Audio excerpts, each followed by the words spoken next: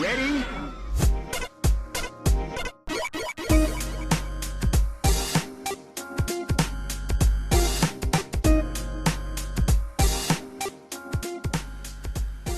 Hello and welcome to Rhythm and Pixels, the video game music podcast, episode 5-9.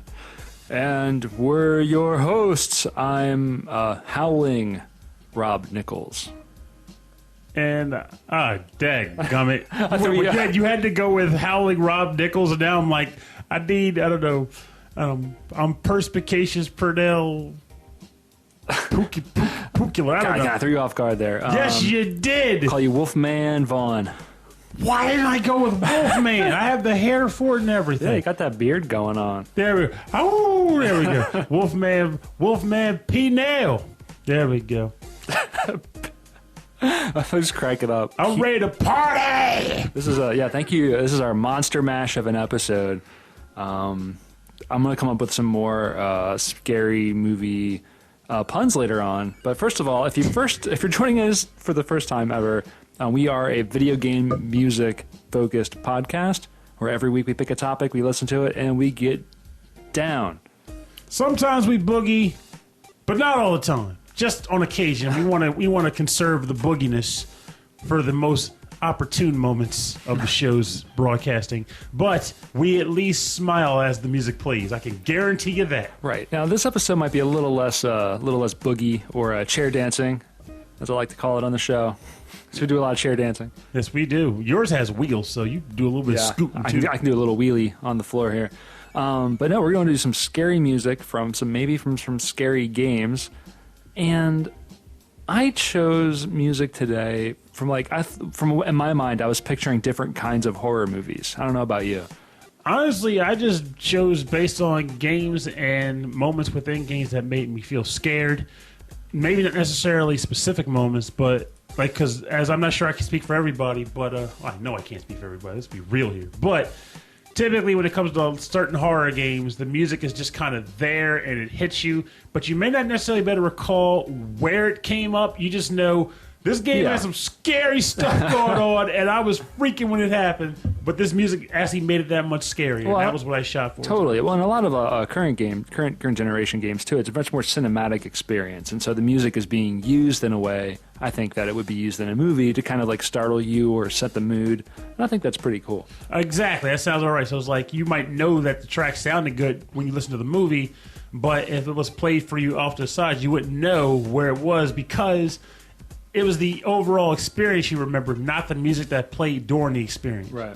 There's something about that works differently when it comes to things like horror games or like very quick moments. Like I guess like the cutscene episode we did where I was like, I have trouble remembering music from cutscenes because I'm kind of taking in the entire situation. Yeah. You gotta maybe go back and watch it again and figure out what you liked about it. Yeah. All right. Why don't you kick us off, and then we'll talk about what scares us. What made you pick this track? Okay. The first track I chose to make you soil your shorts. That was the unaired second season of Salute Your Shorts. Soil your shorts. Oh yeah. Oh, they soiled them because of this track. From old favorite of mine. The game goes by the name of Zombies Ate My Neighbors. Well, I'm not going to say the name of the track yet because I still don't feel too confident in that being the correct name. But I think if you hear this track first and you've played the game, you'll know what I'm thinking about. So let's just run it through and see what happens. See what feelings it elicits from the listener.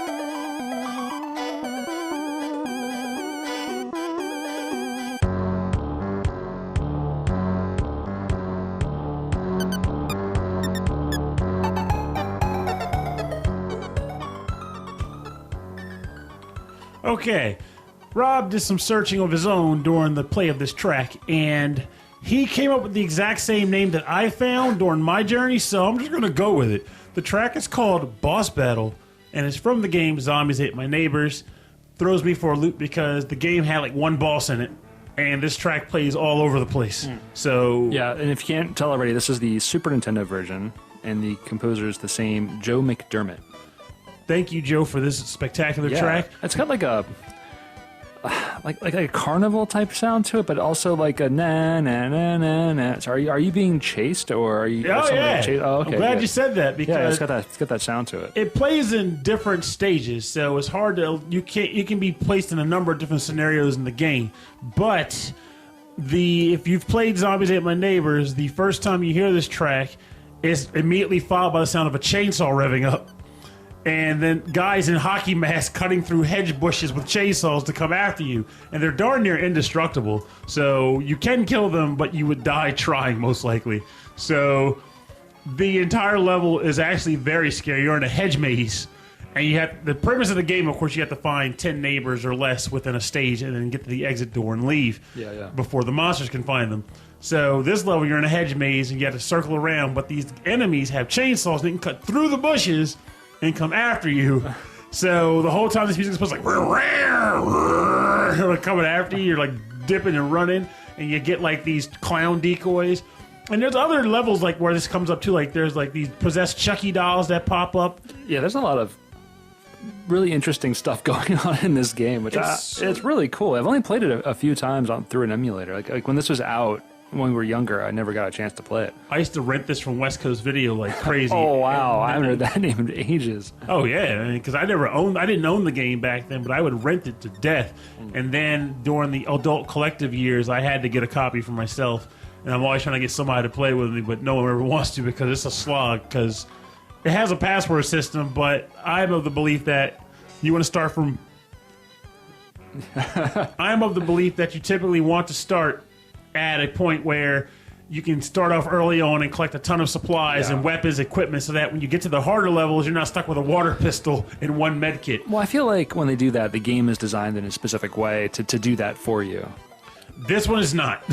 Like, there are levels where if you can beat the levels by starting from that stage with the default load of items and not lose neighbors, you are a beast among men because it gets really hard. Yeah, this is one of those really super difficult games. Like, you were probably going to spend hours and hours and hours just trying to get through it, let alone perfect those stages. Oh, yeah. And then the last boss is, it's old enough. Statute of limitations is up. The last boss is a giant spider who's walking around like an old haunted house attic. I think it's Dr. Tongue. And at that point, you have to kill the spider, but also he leaves spider webs everywhere. And if you don't have enough weed whacker supply, you can't cut the web, so you're just kind of stuck in motion while he's just trampling you. Oh, that's awesome. It's really hard if you didn't bring like weed that. whacker. And then other enemies are attacking you while you fight him. It gets weird. But it's such a good game, and it's one of the all-time best co-op games, in my opinion. Yes, that's also a really cool thing. And there's not a lot of good co-op games. There's not a lot of co-op games in general, so it's good to have that. Oh, but I should mention just that even though the premise of this episode is spooky and scary. Yeah, it's kind of spooky. Yeah, but I mean, someone might be listening to this and going, but Zombies Ate My Neighbors isn't a scary game. What kind of garbage are you pulling? And my response to that is, the game is scary in the sense that there's areas where you're trying to evade guys who are stronger than you that will. Oh, come on! It's not a horror game, but I think it's a game with horror movie tropes in it. Yeah, but I mean, there are legitimately parts where, like, if you're unprepared, the game will, like, I'm not saying it's going to make you jump, but you will be scared of stuff in it. Oh, okay. Like, there's a level where you fight Tremors. Remember the movie Tremors? Oh, yeah, really? Yeah, there's a level where you cool. have to fight Tremors. And the first time you see them, they are scary as crap because they're like the most imposing enemy in the game to me. All right. So, like, it's stuff like that where you're like, holy crap, how are you supposed to beat that? And, of course, then the game forces you to beat one. So, I mean, it's stuff like that where I think you still can get a horror element or a scare element out of it. You don't have to jump or anything like that. It's just that sense of imposing doom. Like, how am I going to beat this guy? Or how am I going to get away from these people to save these neighbors? A little bit of a survival Ate My Neighbor's Horror. Yeah, Yeah, okay. that's about right. Because before survival horror was a thing, you had this game where you were running from monsters and you had limited supplies and all that good stuff. So yeah, I'll go with that. All right. Well, my first track is going to be a classic. It's for the NES. This is from Castlevania 3: Dracula's Curse. I'm going to play one of my all-time favorite classic 8-bit tracks. This is Demon Seed. And it's a spooky track, but I feel like it's also got kind of like a fun adventure-y, kind of Goonies kind of vibe going on. So give it a listen, and we'll get back to you. Le Goonies.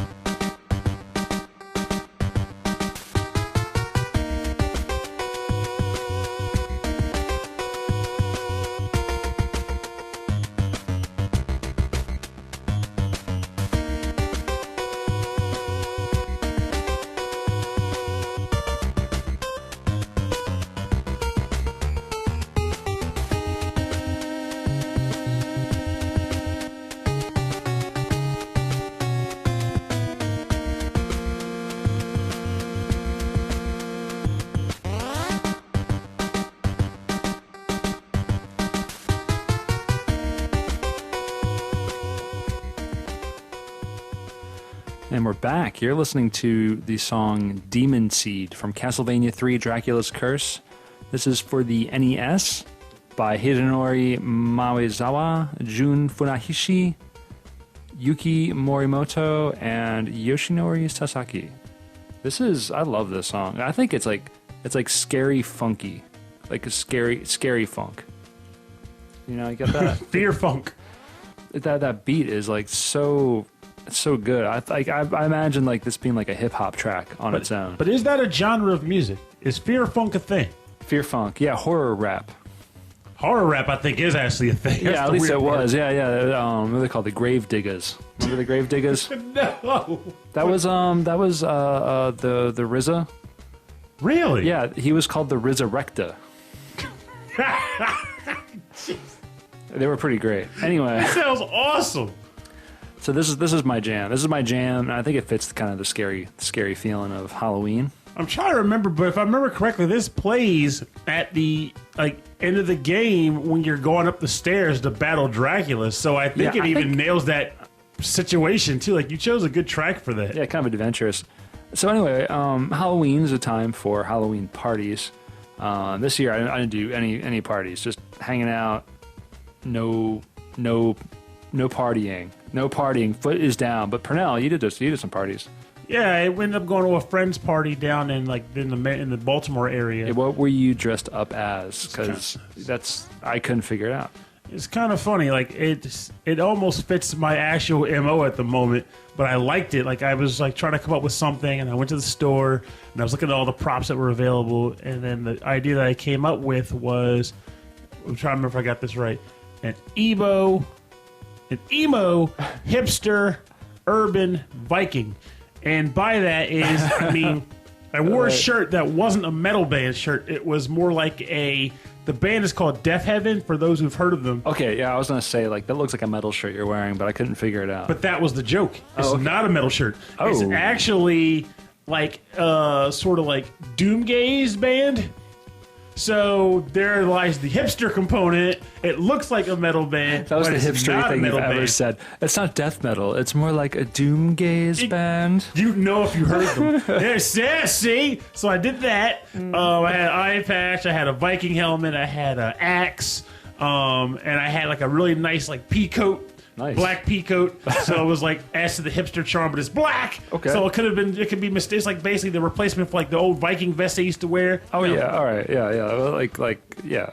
So I was like, I like that. I thought it looked cool. I thought the eye patch was awesome. thank you. It made seeing things very funny because I went to the fridge and the person had a box of ginger beer in there, and I assumed it was alcoholic ginger beer. So only be able to see from one eye. I reached for what I saw as a box, but I couldn't see what I pulled out. And I opened it, started drinking it, and like two sips. I was like, What wait a did you minute, drink? this is like a pumpkin pie soda. This isn't even alcoholic. I can't loosen up with this. I still ended up having fun without it, but for a while I was like, "Crap! I haven't had a single lick of alcohol this whole Would that time." be I've been here. would that have been like a Jones's Cola type thing? Basically, yeah, it was okay. like Jones's style as far as like creative flavors and sodas. Same cool. taste in general, I think, but not the nasty sodas. I mean, they're good sodas. Let's not be real here. All right. Well, why don't you take us into our next track? I think we're gonna start to get a little spookier, huh? Oh yeah, I think everything beyond that, all my other tracks are definitely legit fear based. The next track I picked is from. This was a tough one. I'll be blunt. Silent Hill is one of my all-time favorite series. I'm one of the people that actually looked up to it more so than Resident Evil, hands down. So I had a track from the first Silent Hill and from the second Silent Hill, both of which I have feelings about, but through a series of Rob pick a number, I chose the other track. Chose one track. That's what that was about. I was like, you were like, pick a number. I'm like, oh, we're playing that game. Yes, we are. Play the pick a number game. When in doubt, random it out. I can do it. So the track that came up from the number selection is from the game Silent Hill 2, and the track's title is Betrayal. Maybe you'll remember what it's from, but if you don't, I'll try to tell you. After. Yeah, so we're going to get a spooky story, is what you're saying. Possibly, All yes. right, cool. Let's check it out.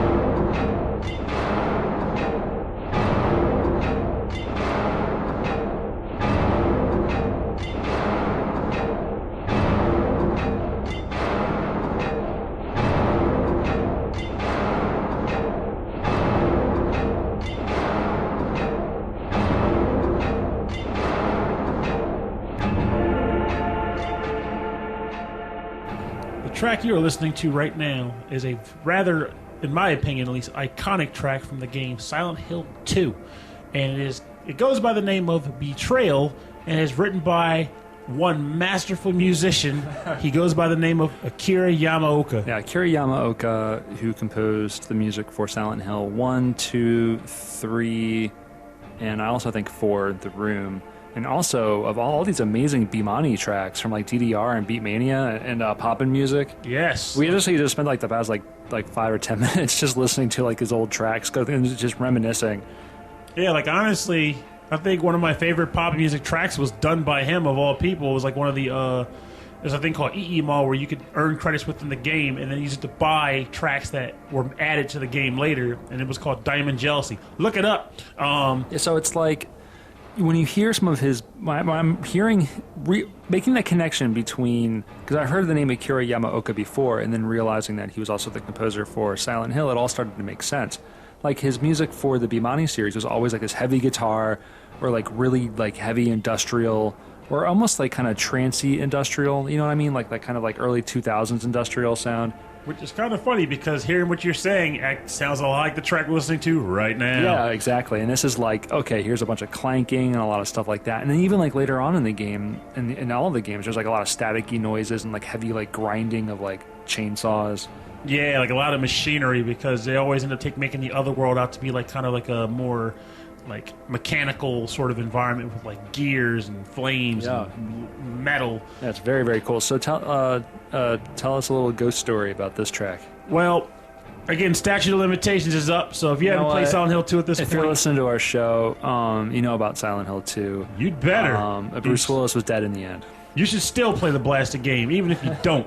But basically, throughout the entire game, your main character is trying to find his wife, who is supposedly in Silent Hill, and throughout the course of your journey, every once in a while you come across this guy who goes by, this menacing character who goes by the name of Pyramid Head, who carries a ridiculously large ceremonial butcher knife, and he is trying to cleave you with it. You are basically always on the move trying to escape from him. You cannot hurt him, you cannot kill him. But then, as the game's revelations come to light, I can hold this back without spoiling the game for anybody. As the game's revelations come to light, the main character, James, comes to a realization that the Pyramid Head is actually nothing more than a figment of his imagination that the town conjured up to punish him for that which he was trying to run away from the entire game. Totally. So, and all, it's just...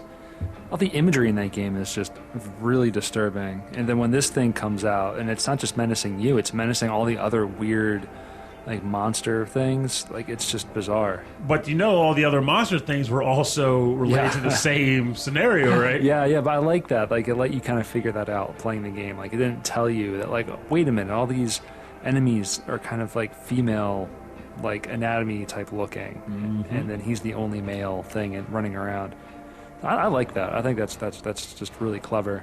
And also, a friend actually told me something while prepping for this episode that I didn't even realize about Silent Hill 2. You remember how they made the Silent Hill collection maybe, I guess, a couple years ago? It was on the PS3, and it combined Silent Hills 2 and 3, but all the reviews said the game had tons of issues. Like, it was glitchy, really? I think the music was bad. I saw it like on the PlayStation Now like thing. Like the streaming thing came up. Yeah, apparently, according to my friend, I may be misquoting him. David, if you're listening, by all means, back me up on this. Let me know what I'm getting wrong. But he said that this game, they use a lot of special techniques to compose the music and also to actually build the game up that made it so that it was hard for them to the point of even now that sort of them rebuilding the game from the ground up, they have severe difficulties porting it to other systems and remastering cool. it. I didn't know that. I was surprised to hear that because it definitely explains why such a great game has yet to be a re-release in an age of games being constantly re-released. I know. So, this is definitely one that I would want to play again, but I don't think I could find the disc anymore, let alone my old PlayStation 2. Well, if we do a spooky night one day, we could always play a scenario from it because I still have all the goods. Oh, do you? Oh, cool. Oh, yeah, of course. All right, well, let's jump into my next track. I am going 8-bit again, 8-bit style. We've heard from the soundtrack, and I keep listening to the soundtrack again and again because it's so good. This is Morio Senki Madara for the Famicom. It uses a different sound chip, so it doesn't sound so much like NES hardware, so it's got a different sound to it. And the track I picked is called Labyrinth Road, and we'll get back to you after the track. Oh, Labyrinth. Oh.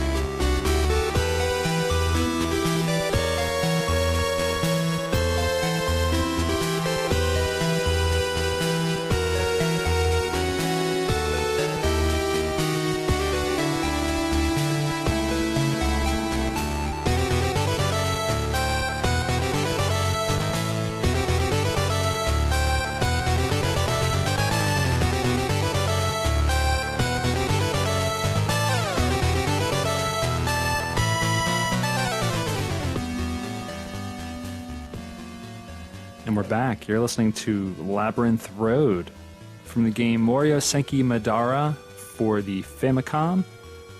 This is composed by the Konami Kukahea Club?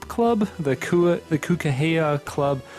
I can't pronounce things today, but there were different composers are part of like this the Konami in-house group, and so I don't know which ones actually composed these tracks or this track in particular. But so this track used the Konami VRC6 chip, which was added on for additional channels. Other games that used this chip was also Castlevania 3, Dracula's Curse for the Famicom also used the VRC6 chip. Oh, that explains a lot right there then. Yeah, so but on Demon Seed, my previous track, I almost picked the Famicom version using the VRC6 chip. But actually, I liked it better without as many channels going on. I felt like you could hear all the parts a little bit better. Maybe it wasn't. I always wondered, like maybe like was the original composer's design was their original thought to play the what you heard on the VRC6, and then was it just ported over to the 4-channel NES? But I think if that's the case and they did that, then they probably had to make some like really important decisions on like which notes to cut out, you know, and like which instruments did they have to cut out, or like how can they make something sound like something different with fewer voices. And I think it came tighter. Like it's a much more it's a better experience. But this is Morio Senki Madara. This is based off of I think it's a manga. Really? Yeah, or maybe there's a manga based on this. I'm pretty sure it's based off of a manga, and it's about like school kids chasing after ghosts or fighting demons or something like that. There's a lot of shows like that. Well, what I read about the premise, which I only know this now because I heard Rob mention this game enough that I had to see if there was a fan translation out there, and there is. So I might dive into this game. But apparently, the premise is about a dismembered baby floats down a river. He's found and given mechanical limbs. Nice. And then at the age of 15, he goes out to find his real body. I don't even... I'm on board. I had no idea. That's awesome. Mecha Baby goes into combat to save his actual form and kill a demon. And he has friends that help him along the way. It's very strange. Wow. Well, apparently that baby comes back because there's a sequel for the Super Nintendo. I think there's 2 sequels.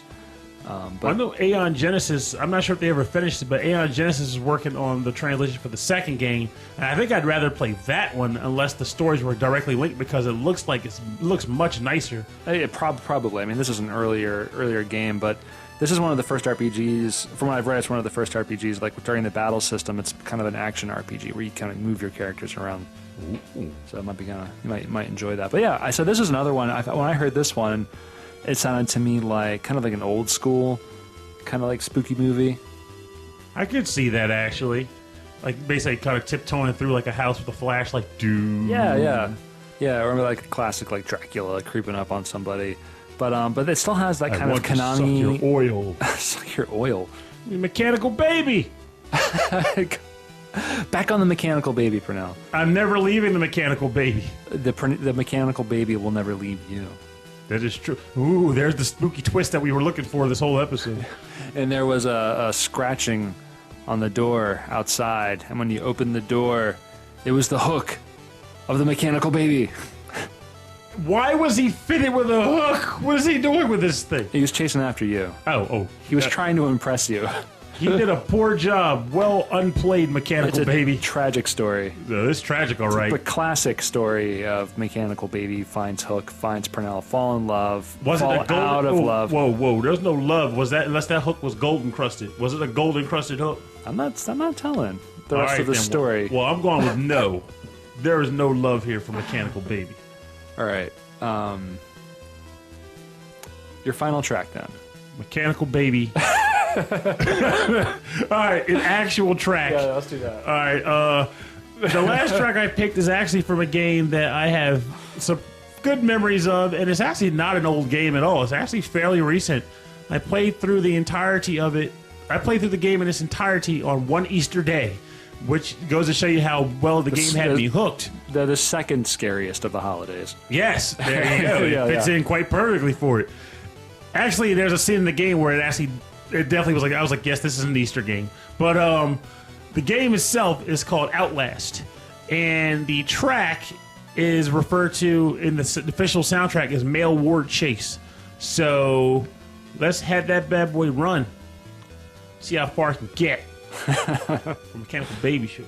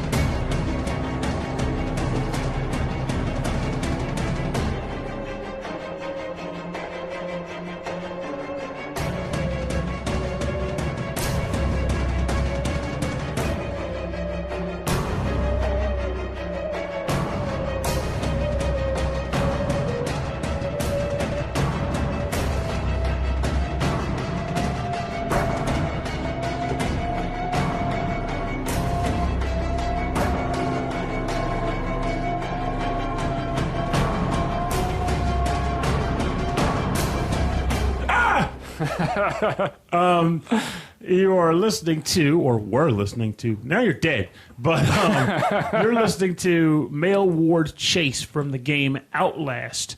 And it was written by, I believe his name was like Samuel Laflamme. Yes. I'm good. Yep. Yeah, he did a very solid job with this tune. It plays during, as it sounds, you're being chased around. I think it might sounds like a chase. Oh, it's a chase. I think it may even not necessarily. It may not even have to be necessarily the male ward. I can't remember off the top of my head. It could be in other areas of the game too. But basically, this game is very tense until you get really used to it, and then every once in a while they still shake it up and change it on you. But you're basically a reporter who breaks into a mental institution because you got a tip from an anonymous whistleblower that some crazy stuff's going on there that needs to get exposed, and you're the guy to do it. So you got to break into this place, and you get stuck. And without going into the overall ending plot, because they don't really tell you anything until pretty much the end of the game, you're spending most of the game being chased around by psychotic men that were locked up in this ward, and they say really awful things to you, and they are really trying to hurt you. And this is from that new form of survival horror game where you are not able to fight back. Yes, I like that. All you get is a flashlight and batteries, which you have to find to keep the flashlight charged. And I played it on the hardest difficulty, which means your batteries don't do crap. So I played a lot of the game in the dark. It's a pretty scary game. So not so taxing on the hardware because there was very little light on the screen. At least when I played it anyway. I think most people probably played on difficulties where the batteries are more powerful. Well, I have a question for you then. Uh-oh. And I want you to answer honestly. I'm scared. What's your favorite Halloween candy? Favorite Halloween candy? Crap, that's a tough call, actually. Think about it. It's very menacing. I know my least favorite is Mary Jane's. That counts for something. I don't know. Quick. I got nothing. It's getting closer. They have marshmallow peeps now. I'll take them. I'm going with that answer. I'm going to call it a day. They have caramel apple marshmallow peeps. I love them to death. All right. Going with that. Okay. What the hell? I'm trying to think. I've noticed something that I'm not remembering right now. There's just so many good candies. I like getting gobstoppers in my box, in my bag. I know that. You're wavering on me for now. Candy bars, full-size candy bars were awesome. Wait a minute. What was your favorite candy? How about we get the spotlight off of me? What did you eat? Skittles. Skittles. I love Skittles. They're good. See them. We're done.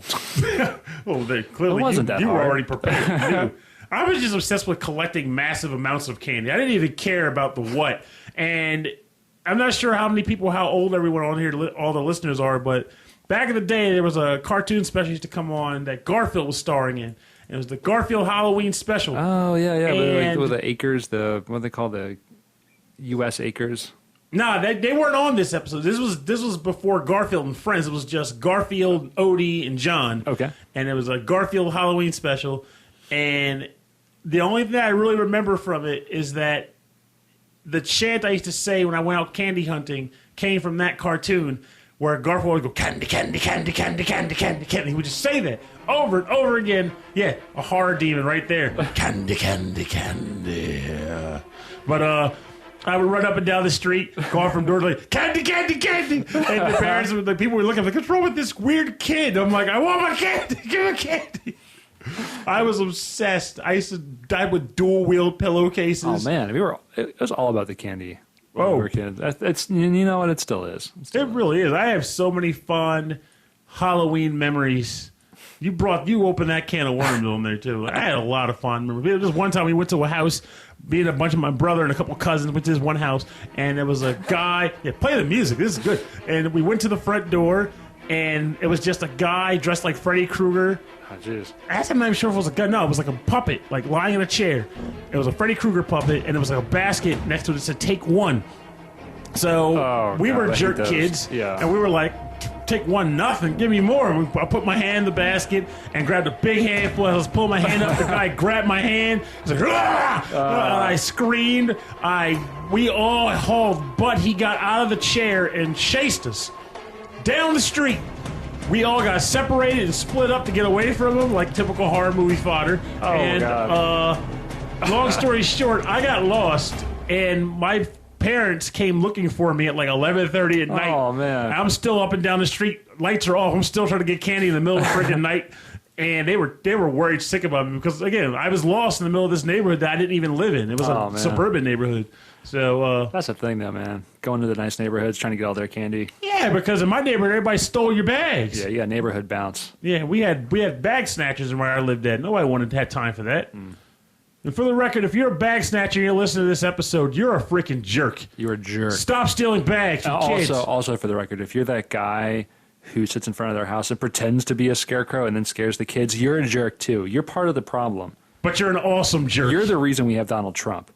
No, I wouldn't go that far. Donald Trump needs that guy to scare him away.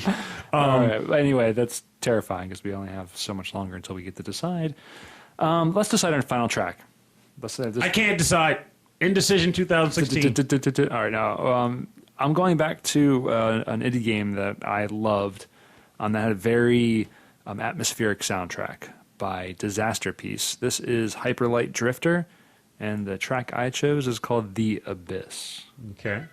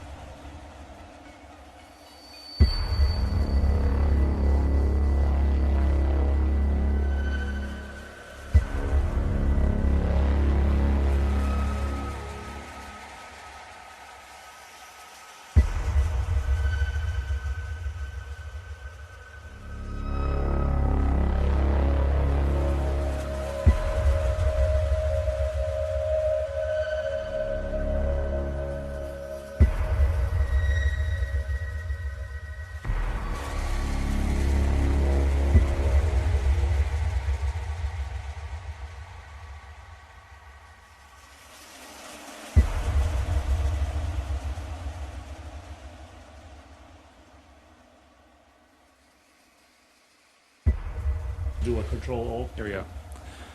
You're listening to The Abyss from the game Hyperlight Drifter, and the artist is Disasterpiece. And I love how atmospheric this whole soundtrack is.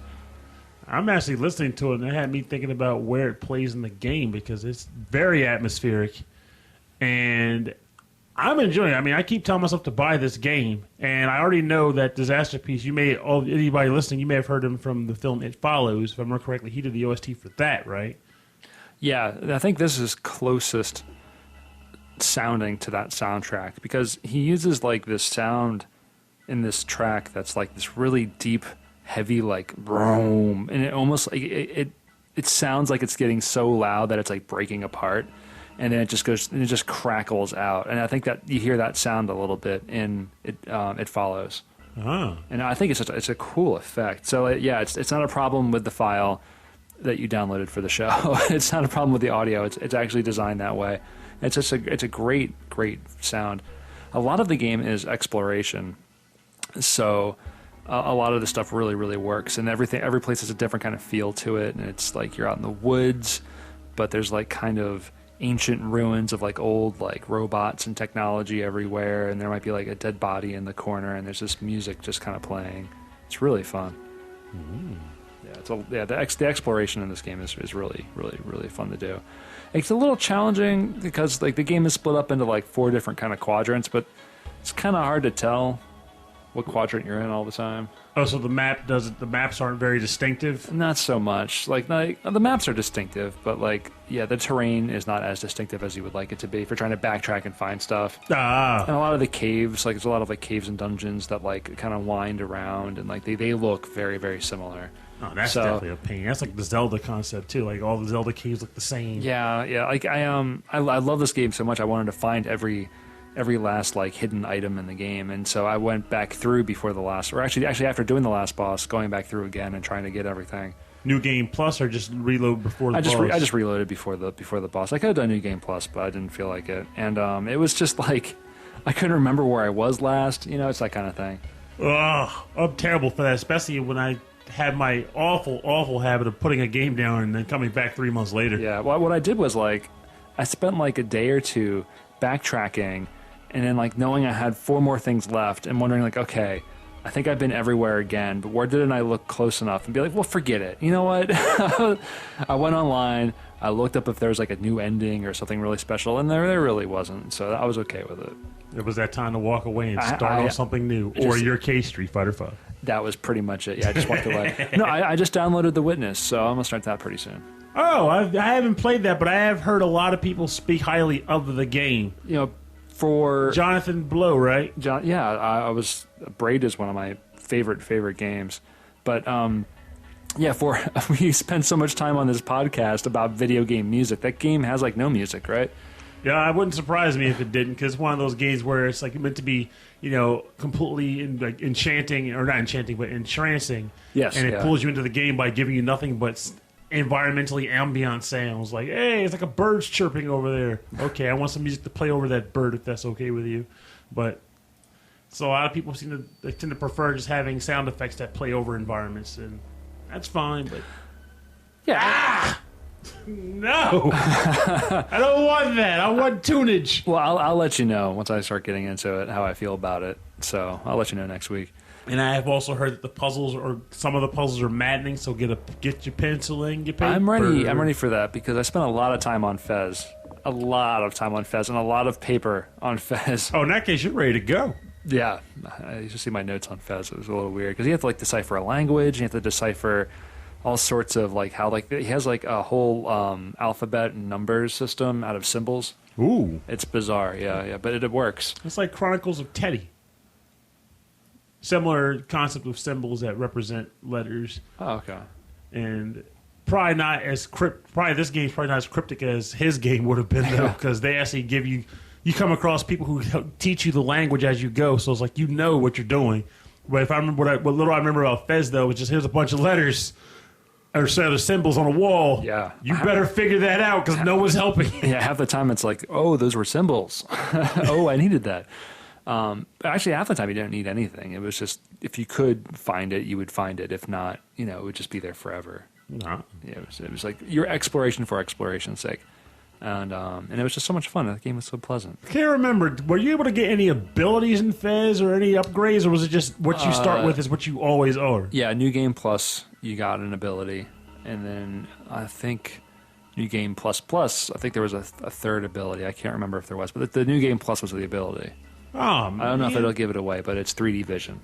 It's like a first-person perspective because there's actually things on the ground.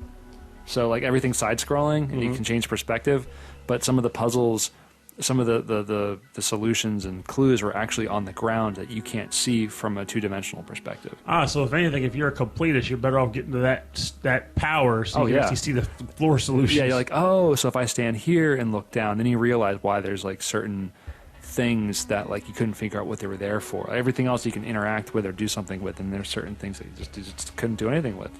And I was like, oh, I stand there. Oh, it makes sense now. So, that game. That game is great. Anyway, why don't you give us a spooky bonus round intro?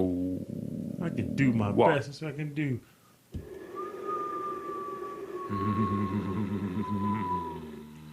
Bonus round.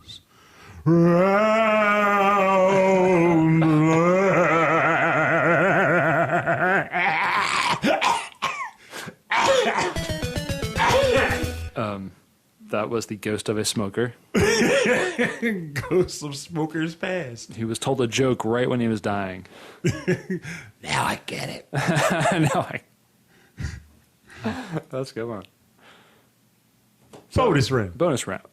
Hey, everybody, welcome to the bonus round. This is the part of the show where we play remixes and covers based on today's theme.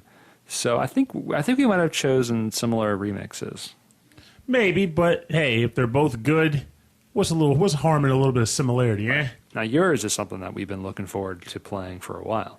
Yeah, I actually came across this track weeks ago in preparation for other area of the show, and I was like, I'm going to hold on to this bad boy for a couple of weeks, and then wait, and then when the time comes, it's time to go. And what do you know? We're at that point right now that I would like to choose it.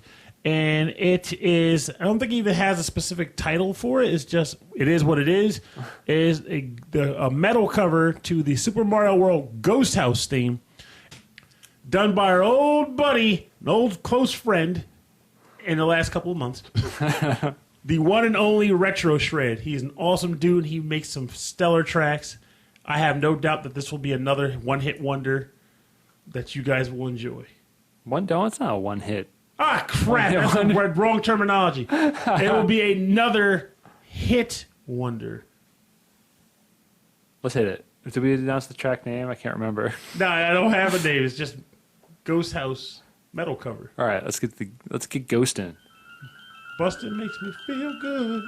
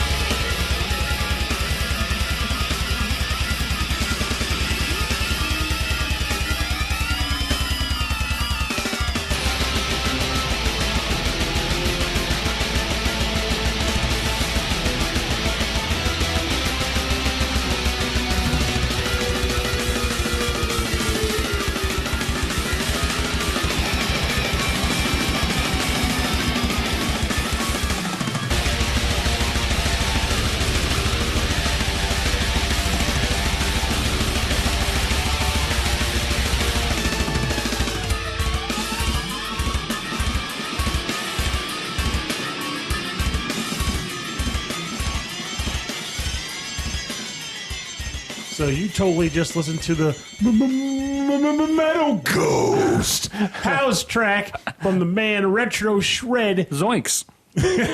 Raggy. Retro. Yeah, that's funny. That was a really good track. That was awesome. Yeah. Honestly, like I said, I found this track weeks ago. I was like, I gotta hold this because it sounded really. I love that. I love the bending of I love the bending of the guitar notes for the lead in for the sound that the Ghost House sages make. It was just very well done. Very well done. Yeah, I really like the that kind of blast beats, like kind of super fast kick drum. He went all in on this stuff. thing, and it shows. Yeah, good pick. Really, really good pick. Thank you. So Thank you, Kyle. my pick is the Castle theme remix. I don't think it's the Ghost House. Also from Mario World? Also from Mario World. Wow! This is by Mega Neko. So dig this track. That is a surprise. We both ended up with Mario World stuff. I know, right?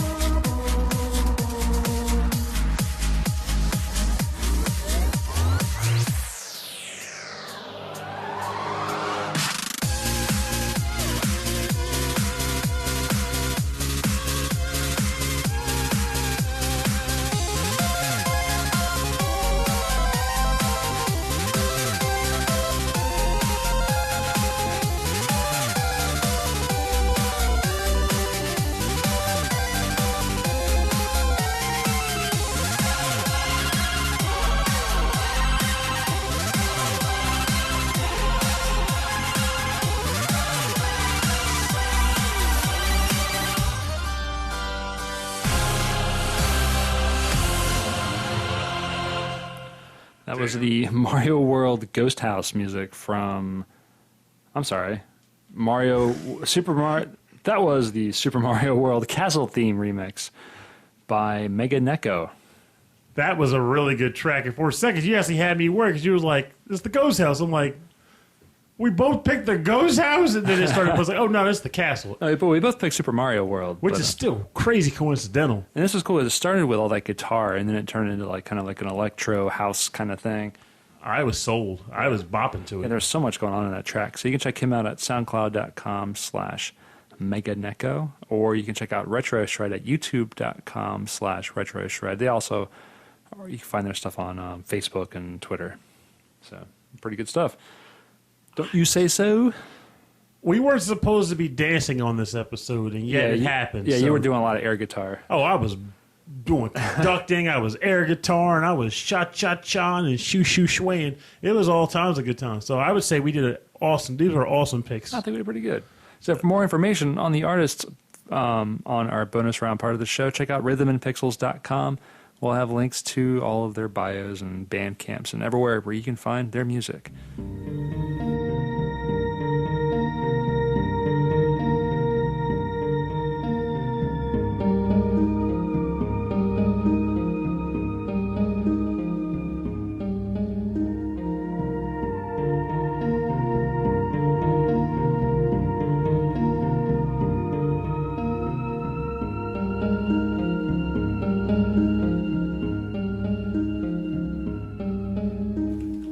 So good. It's got that creepy bend to it, but it's also safe. I'm going to sleep to this track. Let's go.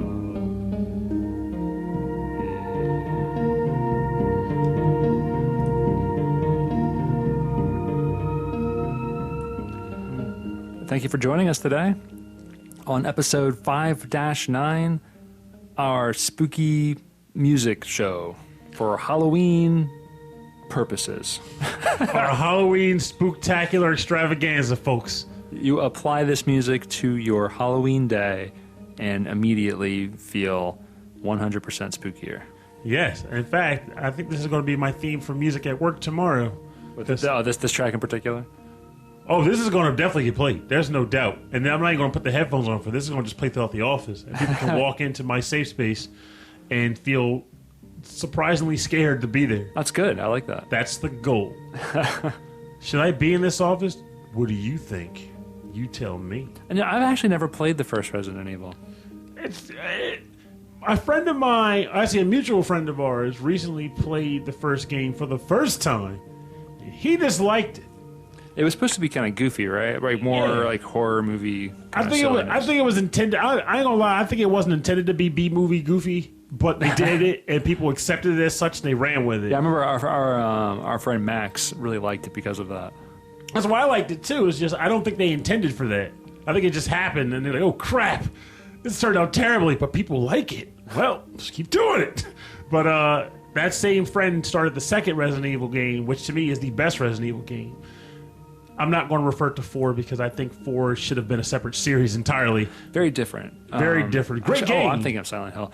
Also very different. Resident Evil, I've only played 1, 2, Code Veronica, and Nemesis. That was 3, right? Yeah. That was basically played all the way up till 4. Yep, that's all. Yeah, and then I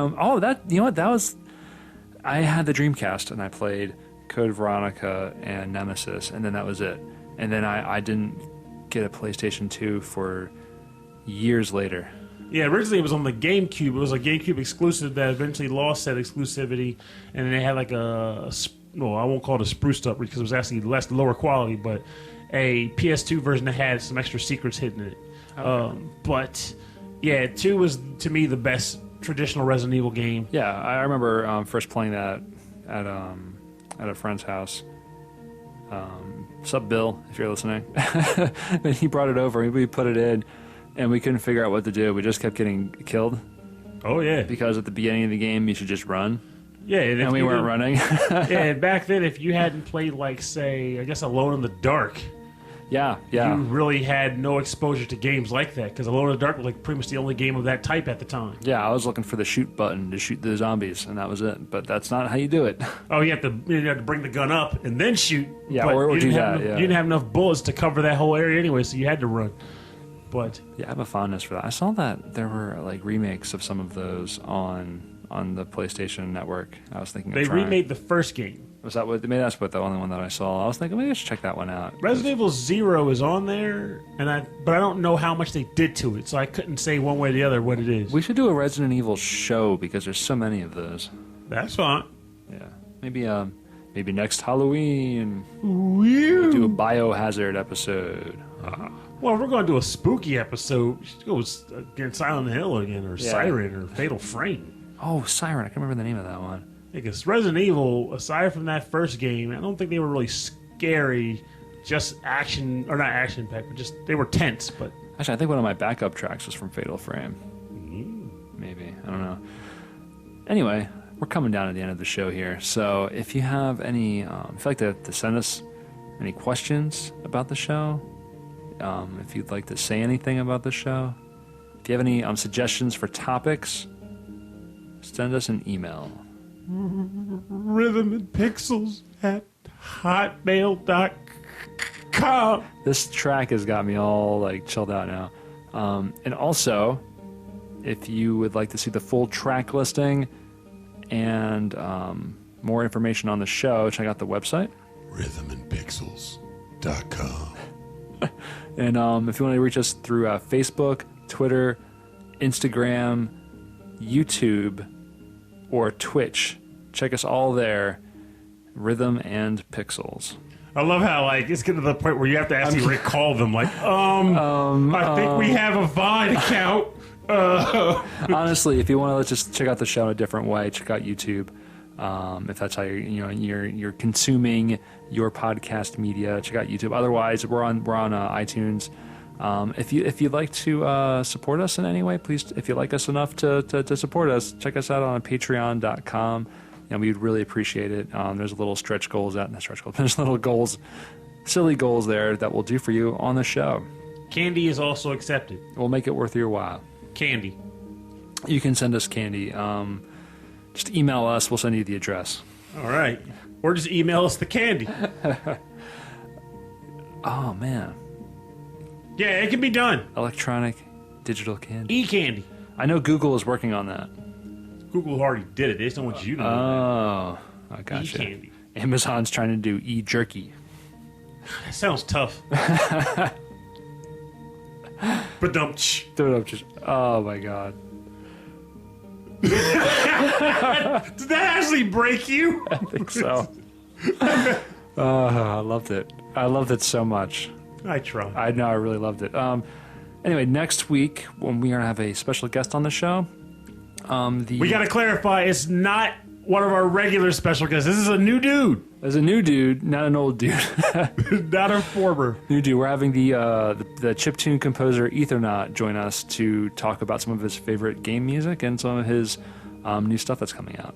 That's going to be an interesting episode, I can tell you that much, because the topic, we're not going to say it yet. No, we'll leave it up. But it's a topic that it made me dig real deep. It's a very interesting topic that he came up with for the show. I'm really excited to do that and share that with you. Anyway, we are the Rhythm and We're the